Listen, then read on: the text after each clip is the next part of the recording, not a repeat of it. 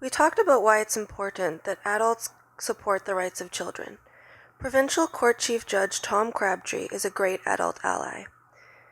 He has made many changes, including setting up the new Westminster Aboriginal Court under Judge Marion Buller's leadership, and now a new First Nations Family Court working with Elder Kathy Lewis. Elder Lewis is a member of the Advisory Committee on Child Rights, and we are pleased she is with us this evening. We are glad Chief Judge Crabtree has agreed to come and celebrate the convention with us as well. It's indeed a pleasure to be able to attend and say a few words on the occasion of the celebration of the 25th anniversary of the Convention of the Rights of the Child. In contemplating what to say this evening, several thoughts came to mind. In my role as judge, several of the rights relevant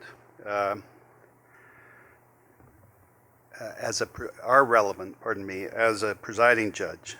But then there is, in my capacity of leader of the court, which enables me to work on strategic initiatives to improve outcomes, and those rights affect that work.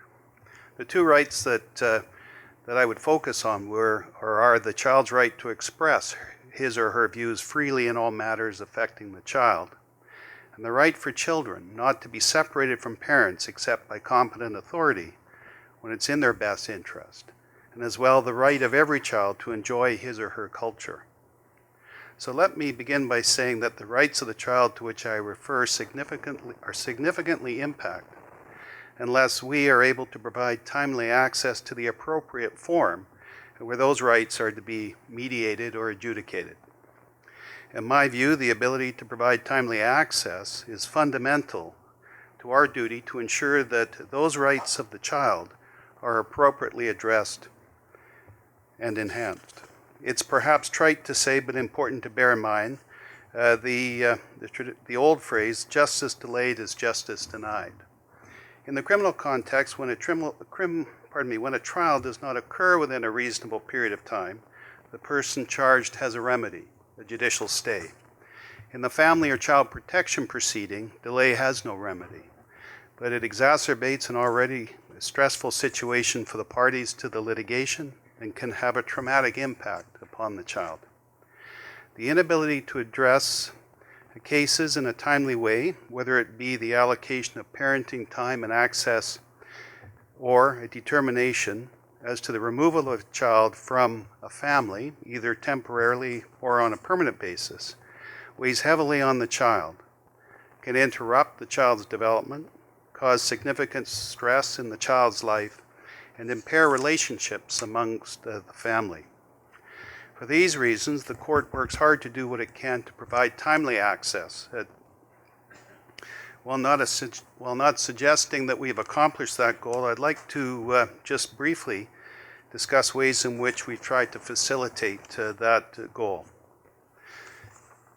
Recently, over the past 3 years, we have developed a new scheduling system which affords the greater opportunity to prioritize cases across our jurisdiction and to focus on child and family cases in a greater way. We have collaborated within boundaries with government to develop a backlog reduction initiative aimed at the more timely resolution of child protection matters in various areas of the province. We're working on the development of a new set of family rules. This engagement is focused on a complete rewrite of the rules, which attempts to put the user first, that is, the child and the family, and to develop opportunities to resolve issues prior to a hearing, and if a hearing is necessary, to use that time more effectively. One initiative, briefly referred to during the introduction, is the enhanced family case conference approach in child protection matters involving Indigenous families in New Westminster. This initiative utilizes existing legislation, but has developed a mediation process which involves the preparation of additional information by way of what's commonly referred to as a GLADU report for identify needs, and how those needs can be addressed in a culturally sensitive way. Elders are included in this process, and you've heard reference to the fact that one is here this evening. The elders in the process are engaged to support and connect with the family, with the extended family, with the community of origin, and they're drawing upon their experiences and wisdom to inform the family of culture and traditions, which will assist in the reintegration of the family unit. The child and their views will form an integral part of the process.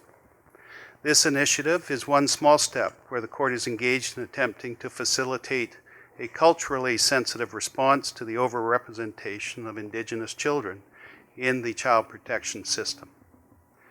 Other ideas and initiatives are being explored.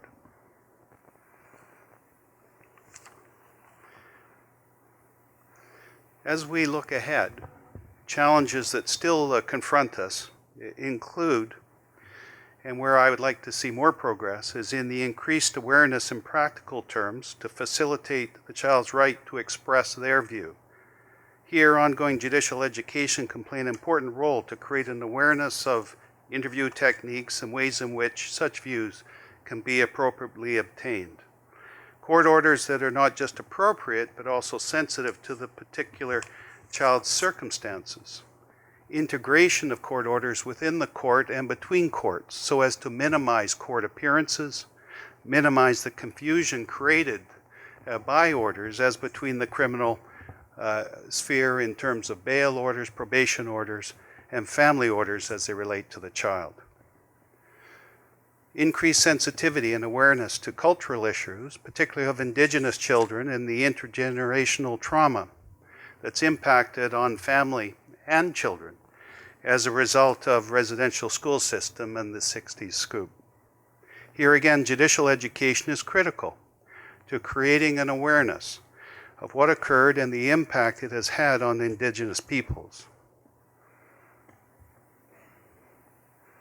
In that regard, I'm pleased to say that there has and continues to be ongoing education in that area, not only sponsored and put on by the CLE in BC, but the National Judicial Institute, as well as the court's own education programs that are organized each year.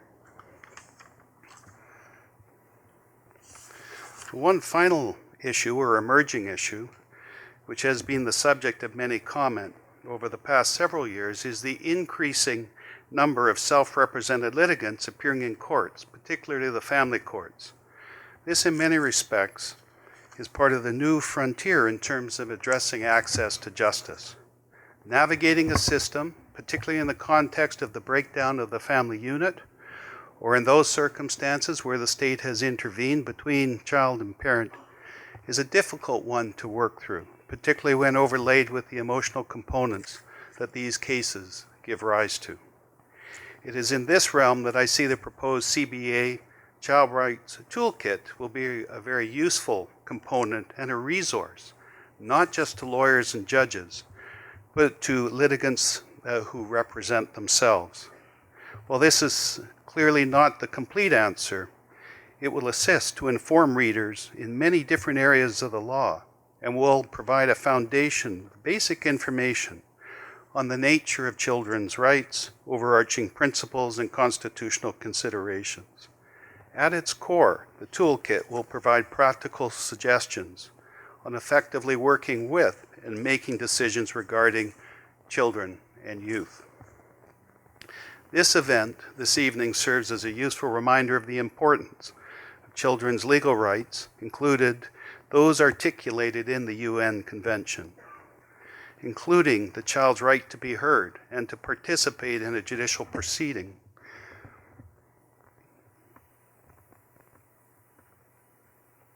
The children's or the child's participation, where appropriate, enables the appropriate consideration of both the short and long-term best interests of that child, as well as to recognize and to satisfy the child's needs to be involved and having input in achieving better outcomes. I would like to thank the organizers this evening for shining a spotlight on the importance of the convention and its relevance within our jurisdiction. While there's much left to do, we embrace the challenge and are committed to adding our collective experience with a view to effectively working with children and youth and making appropriate and effective decisions that affect children. Thank you.